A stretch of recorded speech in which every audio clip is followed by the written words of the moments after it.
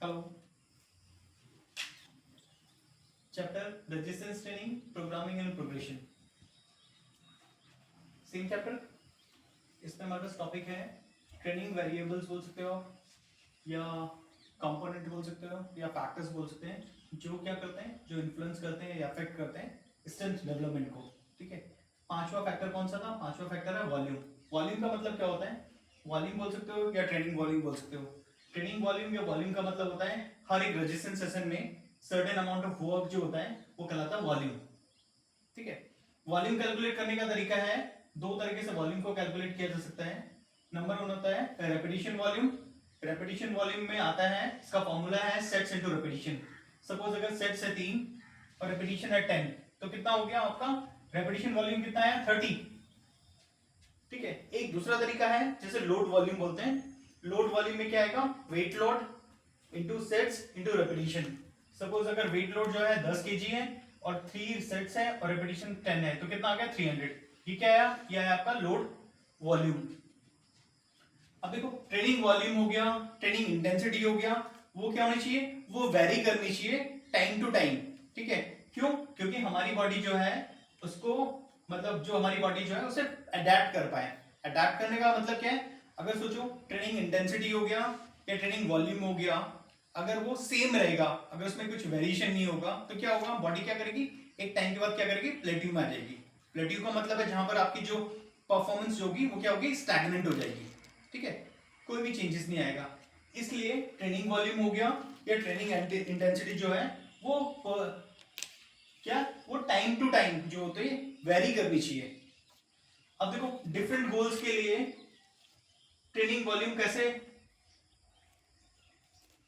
Different goals के लिए training volume कैसे होगा? डिफरेंट होगा. देखो सबसे पहले है कॉम्पिटिटिव पावर लिफ्टर्स.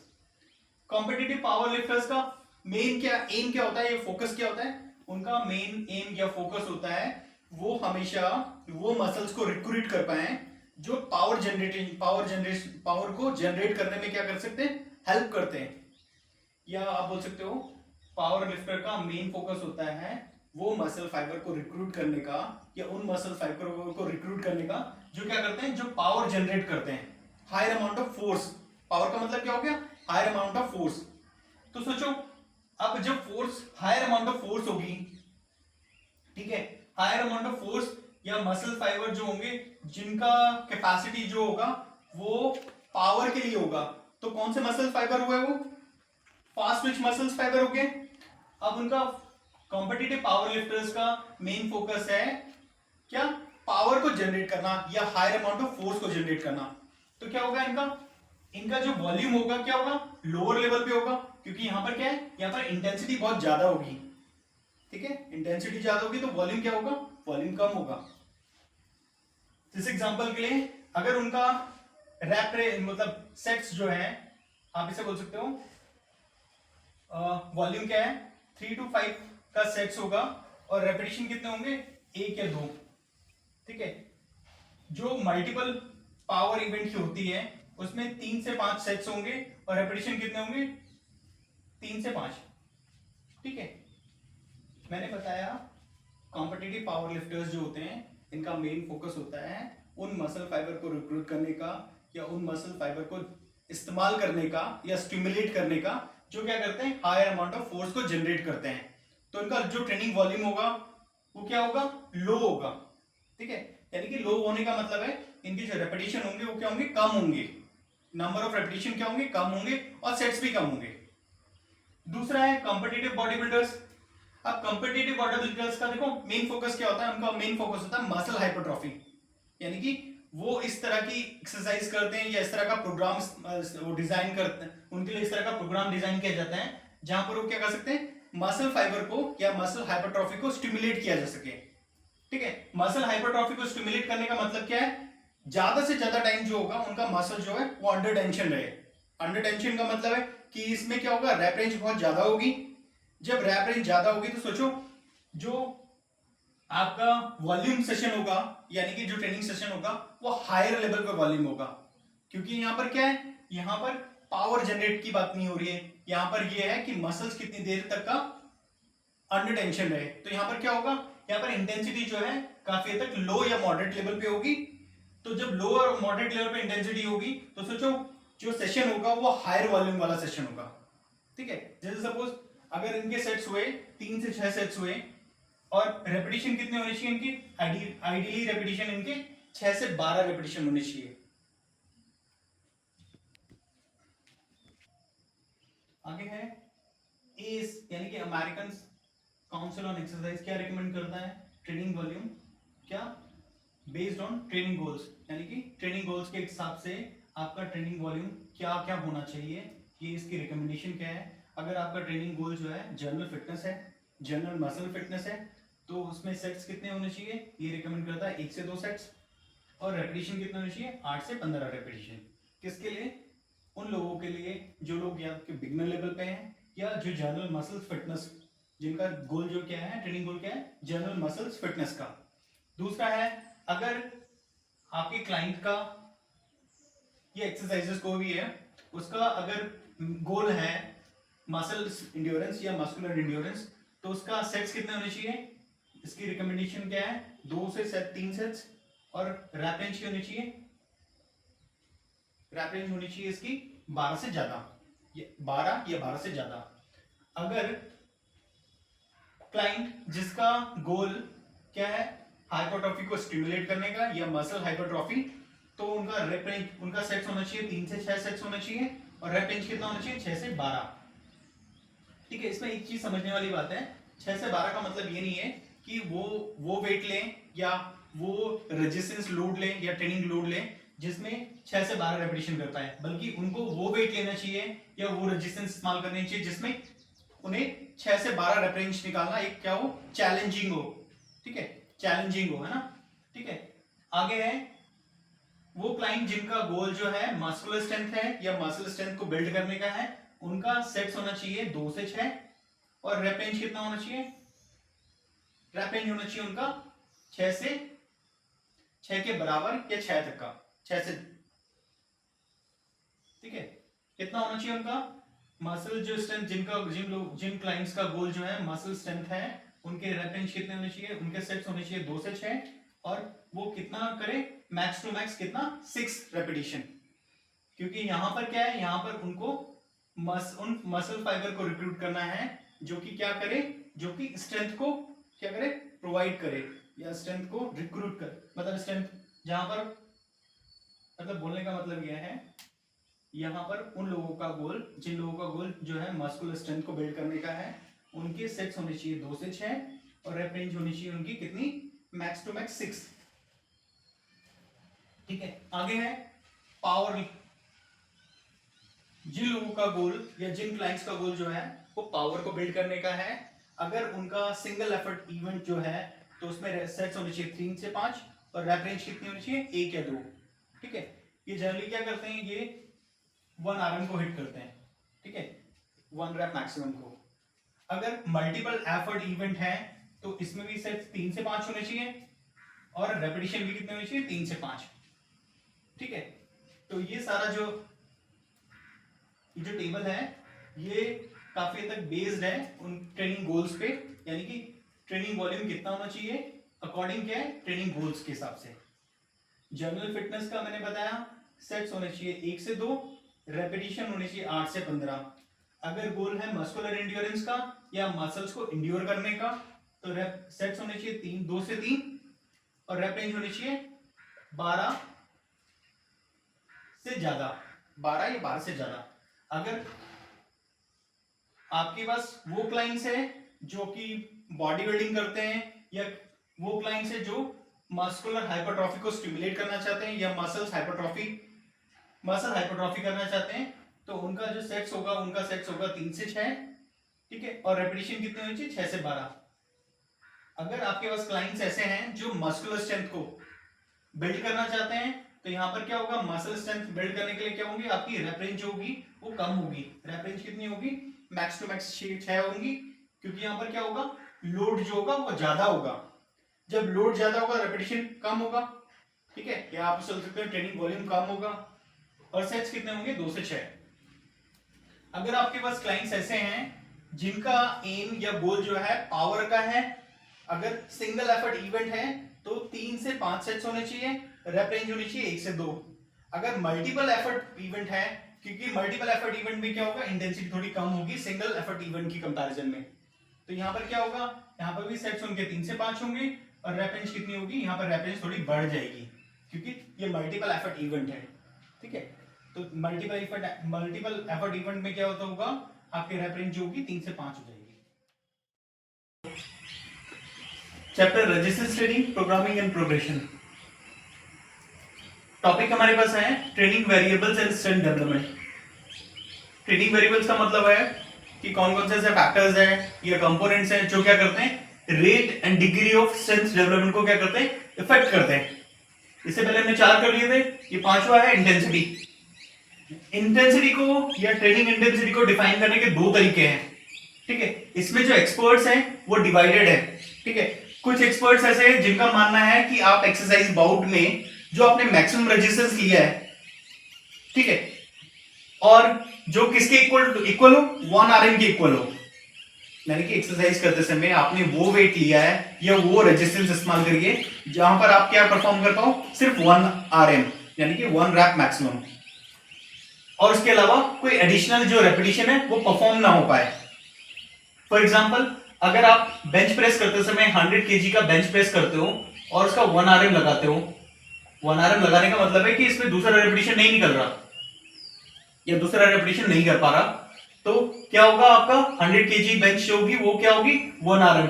और यहां पर क्या हो गया, यहां पर एक्सपर्ट्स का मानना है, एक्सपर्ट मानते हैं कि आप जो है एक एक्सरसाइज बाउट में मैक्सिमम रेजिस्टेंस को इस्तेमाल करो जो किसके इक्वल हो, 1 RM के इक्वल हो, और कोई भी एडिशनल क्या है, जब 1 RM का मतलब हो गया कोई भी एडिशनल रेपिटेशन जो होगा परफॉर्म नहीं हो पाएगा।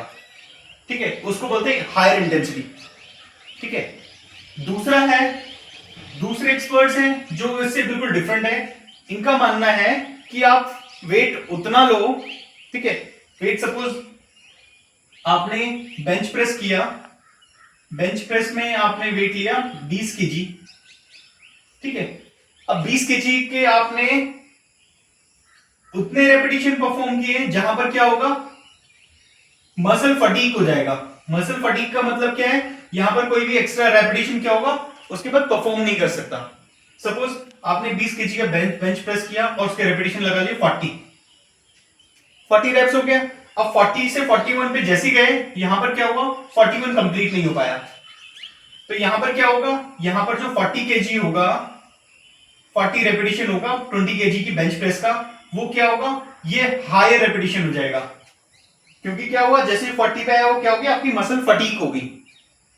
ठीक है, तो ये एक्सपर्ट इस तरह से डिफाइन करते हैं कि आप एक एक्सरसाइज सेशन में या एक्सरसाइज बाउट में, ठीक है, इतने रेपिटेशन परफॉर्म करो जहां पर मसल फटीग हो जाए, और उसके अलावा क्या है, कोई एक्स्ट्रा रेपिटेशन जो है परफॉर्म ना हो पाए। ठीक है, तो ये 2 तरीके हैं जिससे क्या डिफाइन होती है, ट्रेनिंग इंटेंसिटी। आगे है inverse relationship between training intensity and repetition. देखो, ट्रेनिंग इंटेंसिटी का और रेपिटेशन का जो है रिलेशनशिप क्या है, इनवर्स है। इनवर्स का मतलब है अपोजिट। अपोजिट कैसे, जैसे जैसे आपकी ट्रेनिंग इंटेंसिटी क्या होगी, बढ़ेगी, ठीक है, तो आपके नंबर ऑफ रेपिटेशन क्या होंगे, कम हो जाएंगे। अगर आप 20 kg का वो करते हैं, बेंच प्रेस करते हैं, तो आप रेपिटेशन लगाए आपने 30 में उससे कम हो जाएंगे। 100 kg तक जाते जाते कहां पहुंच गए, 1 RM तक का। तो जैसे जैसे आपका क्या हुआ, आपका ट्रेनिंग इंटेंसिटी बढ़ती है, तो आपके रेपिटेशन जो है वो क्या होंगे, डिक्रीज होंगे। इसी को क्या कहते हैं, इसी को इनवर्स रिलेशनशिप क्या कहते हैं, ट्रेनिंग इंटेंसिटी और रेपिटेशन का। ठीक है, आगे है most periodisation model for strength training programme starts with. देखो, जितने भी क्या नाम है पीरियडाइजेशन प्रोग्राम्स है या मॉडल्स हैं वो स्ट्रेंथ ट्रेनिंग के, वो कैसे स्टार्ट होते हैं, हमेशा आपके पास जो क्लाइंट्स होंगे अगर वो बिगनर लेवल पे हैं, तो हमेशा क्या होगा, आपका जो ट्रेनिंग वॉल्यूम होगा या वॉल्यूम जो होगा वो क्या होगा, हायर लेवल पे होगा, यानी कि उनसे ज्यादा से ज्यादा रेपिटेशन आप परफॉर्म करवा सकते हो। ठीक है, सेट्स को बढ़ा सकते हो, लेकिन इंटेंसिटी क्या होगी, इंटेंसिटी हमेशा लो होगी।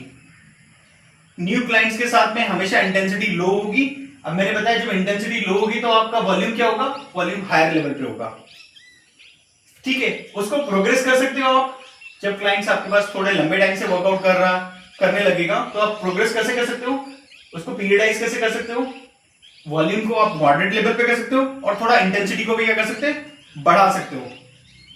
ठीक है, वो क्लाइंट आप करते करते आपके पास एडवांस लेवल पे आ गया है तो आप क्या कर सकते हो, यहां पर उसकी इंटेंसिटी को जो है आप क्या और बढ़ा सकते हो। जैसे इंटेंसिटी और बढ़ेगी तो क्या होगा, वॉल्यूम क्या होगा, वॉल्यूम और लोअर हो जाएगा, यानी कि कम हो जाएगा।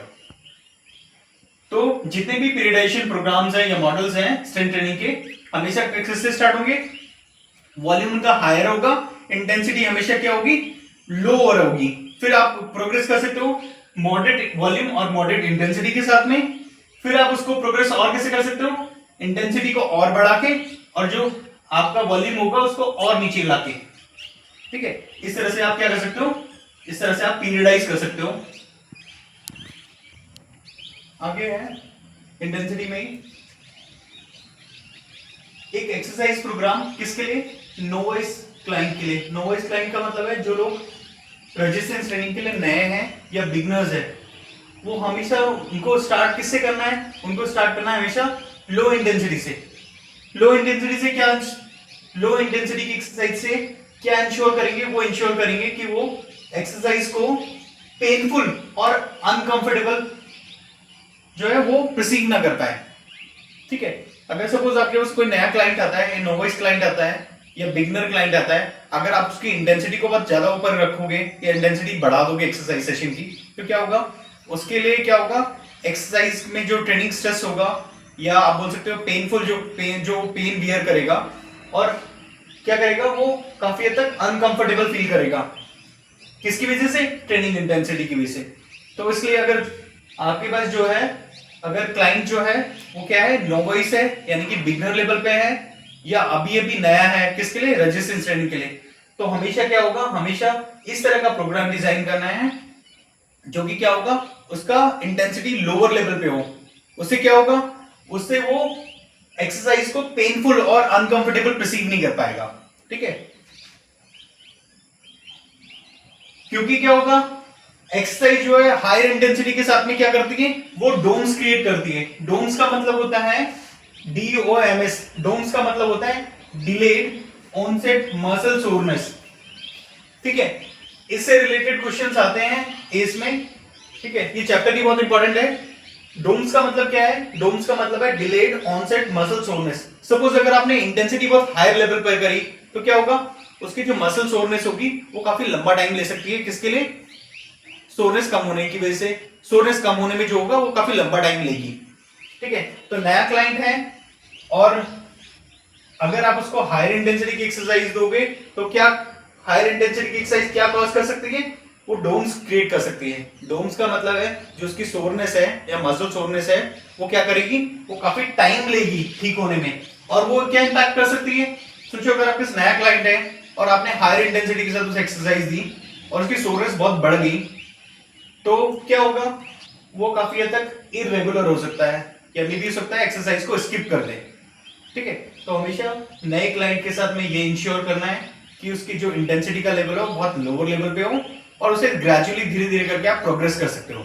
जैसे मैंने बताया था ना पीरियडाइजेशन मॉडल में, मैंने बताया था कि अगर नया क्लाइंट है तो इसकी इंटेंसिटी जो होगी लो होगी और वॉल्यूम क्या होगा, वो हायर लेवल पे होगा। फिर आप उसे प्रोग्रेस कर सकते हो कैसे, मॉडरेट लेवल पे वॉल्यूम होगा और मॉडरेट लेवल पे इंटेंसिटी होगी। फिर उसे आगे कैसे प्रोग्रेस कर सकते हो, हायर लेवल पे इंटेंसिटी होगी और वॉल्यूम क्या होगा, जब इंटेंसिटी बढ़ेगी तो वॉल्यूम क्या होगा, वॉल्यूम डिक्रीज होगा। ठीक है, इस तरह का प्रोग्राम डिजाइन करना है कि इनिशियल फेज में लो इंटेंसिटी के साथ एक्सरसाइज की जाए और धीरे धीरे ग्रेजुअली क्या करें, उसे प्रोग्रेस किया जाए। ठीक है, जिससे क्या होगा, क्लाइंट जो है वो, ठीक है, वो क्या कर सके, धीरे धीरे करके उसके लिए मतलब वो कंडीशन जो है एक्सरसाइज जो स्ट्रेस है उसको बियर कर पाए फिजिकली, या बोल सकते हो वो फिजिकली और साइकोलॉजिकल से उस प्रोग्राम को अडॉप्ट कर पाए। ठीक है,